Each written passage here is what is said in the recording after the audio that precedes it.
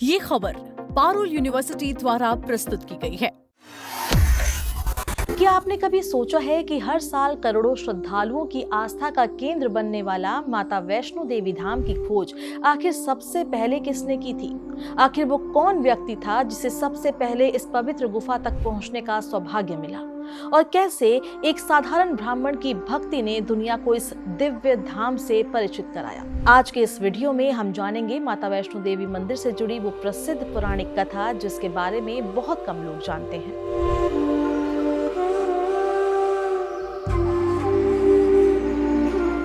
जम्मू कश्मीर की त्रिकूट पहाड़ियों पर लगभग 5200 फीट की ऊंचाई पर स्थित माता वैष्णो देवी का मंदिर भारत के सबसे पवित्र तीर्थ स्थलों में गिना जाता है।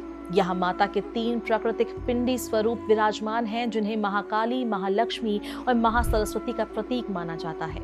हर साल लाखों श्रद्धालु कठिन चढ़ाई पूरी कर माता के दर्शन के लिए पहुंचते हैं और पूरे विश्वास के साथ अपनी मनोकामना लेकर आते हैं। लेकिन इस पवित्र गुफा की खोज कैसे हुई? प्रचलित कथा के अनुसार करीब 700 वर्ष पहले एक ब्राह्मण थे जिनका नाम पंडित श्रीधर था। कहा जाता है कि वे माता के परम भक्त थे। एक बार उनके घर पर विशाल भंडारे का आयोजन हुआ। इसी दौरान माता वैष्णो देवी एक दिव्य कन्या के रूप में वहां पहुंची और भंडारे के आयोजन में सहायता की। इसी समय भैरवनाथ भी वहां पहुंच गया। कथा के अनुसार भैरवनाथ उस दिव्य कन्या का पीछा करने लगा। इससे बचने के लिए माता वहां से चली गई। माता के अचानक चले जाने से पंडित श्रीधर बेहद दुखी हो गए। उन्हें लगा कि उनके जीवन का सबसे बड़ा सौभाग्य उनसे छीन लिया गया है। कहा जाता है कि उन्होंने भोजन और पानी तक त्याग दिया और एकांत में बैठकर माता से दोबारा दर्शन देने की प्रार्थना करने लगे। उनकी सच्ची भक्ति से प्रसन्न होकर माता वैष्णो देवी उनके सपने में प्रकट हुई। माता ने उन्हें त्रिकूट पर्वत की घाटियों में स्थित एक पवित्र गुफा में आने का आदेश दिया। साथ ही उन्हें गुफा तक पहुंचने का मार्ग भी बताया और व्रत तोड़ने का आग्रह किया। इसके बाद पंडित श्रीधर माता के बताए गए रास्ते पर निकल पड़े। पहाड़ों और जंगलों के बीच सफर आसान नहीं था।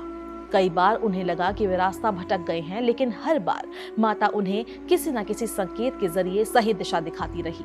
आखिरकार वो उस दिव्य गुफा तक पहुंच गए। कथा के अनुसार गुफा में प्रवेश करते ही पंडित श्रीधर ने एक चट्टान देखी जिस पर 3 प्राकृतिक स्वरूप दिखाई दे रहे थे।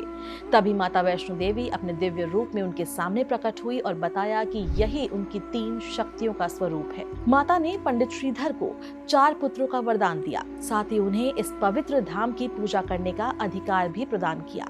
उन्होंने श्रीधर से कहा कि वे इस तीर्थ की महिमा का प्रचार करें ताकि अधिक से अधिक श्रद्धालु यहाँ आकर दर्शन कर सके।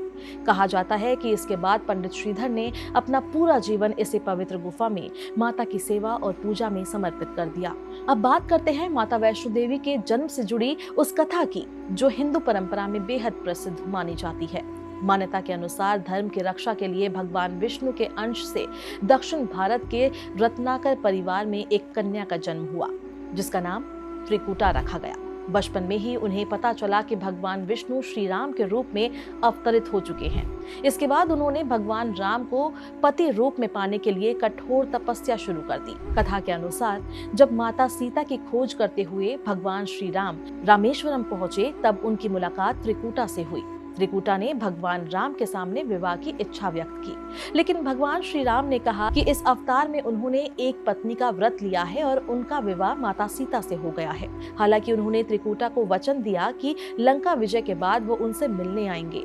यदि वो उन्हें पहचान लेगी तो उनकी इच्छा पूरी होगी। जब भगवान श्री राम लंका से लौटे तब उन्होंने एक साधु का वेश धारण किया, लेकिन भगवान की माया के कारण त्रिकूटा उन्हें पहचान नहीं सकी। बाद में जब भगवान राम अपने वास्तविक स्वरूप में आए तब त्रिकूटा निराश हो गई। तब भगवान श्री राम ने उन्हें आशीर्वाद देते हुए कहा कि वे त्रिकूट पर्वत की दिव्य गुफा में तीनों महाशक्तियों के पिंडी स्वरूप में विराजमान होंगी और पूरी दुनिया उन्हें माता वैष्णो देवी के नाम से जानेगी। इसी के साथ भगवान श्री राम ने भी ये वचन दिया कि कलयुग में जब वे कल की अवतार धारण करेंगे तब उनका विवाह वैष्णो देवी से होगा। आज भी इसी आस्था और विश्वास के साथ लाखों श्रद्धालु माता के दरबार में पहुंचते हैं। कठिन चढ़ाई, लंबा सफर और मौसम की चुनौतियां भी भक्तों की श्रद्धा को कम नहीं कर पाती। माना जाता है कि जो भी सच्चे मन से माता के दरबार पहुंचता है उसकी मनोकामनाएं अवश्य पूरी होती है। हालांकि ये पूरी कथा धार्मिक मान्यताओं और पौराणिक परंपराओं पर आधारित है। जिन पर करोड़ों श्रद्धालुओं की गहरी आस्था है।